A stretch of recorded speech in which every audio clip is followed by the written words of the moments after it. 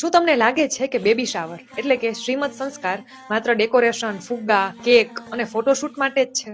ના, આ તો શિશુને ગર્ભમાં જ સંસ્કાર આપવાની વર્ષો જૂની એક વૈજ્ઞાનિક પરંપરા છે. મૂળભૂત રીતે આ વિધિ માતા અને અજન્મેલા બાળક બંનેના રક્ષણ માટેની એક આધ્યાત્મિક ટેકનિક હતી. આપણા સનાતન ધર્મમાં ગોદ ભરાઈ એટલે કે શ્રીમદ સંસ્કાર માતાને ભાવનાત્મક, ઉર્જાત્મક અને આધ્યાત્મિક રીતે તૈયાર કરવા માટે હોય છે.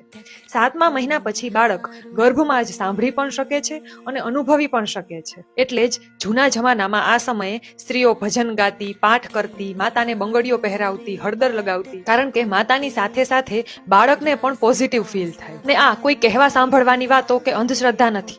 મહાભારત પણ સાબિત કરે છે કે જ્યારે સુભદ્રા ગર્ભવતી હતા ત્યારે તેમના પુત્ર અભિમન્યુ ચક્રવ્યૂહમાં પ્રવેશવાની તકનીક ગર્ભમાં જ શીખી ગયા હતા. ગર્ભસ્થ શિશુનું સાંભળવું આટલું શક્તિશાળી હોય છે એ વિશે આપણી સંસ્કૃતિ ઘણા સમય પહેલાથી જ જાણતી હતી. હાલના સમયમાં આ વિધિ માત્ર કેક કટિંગ અને ફોટોશૂટ પૂરતી જ સીમિત થઈ ગઈ છે, પરંતુ હકીકતમાં આ વિધિ માતાને માતૃત્વ માટે તૈયાર કરવા માટે છે.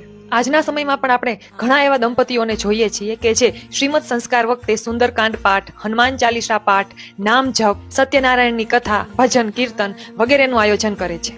ખરેખર તેઓ ધન્યવાદને પાત્ર છે. આપણે વેસ્ટર્ન કપડાં ભલે પહેરીએ, પરંતુ આપણી સંસ્કૃતિ ન ભૂલીએ, કારણ કે આપણે જ નક્કી કરવાનું છે કે આપણે આપણા આવનાર બાળકને માત્ર યાદી માટે ફોટા આપવા છે કે સંસ્કાર.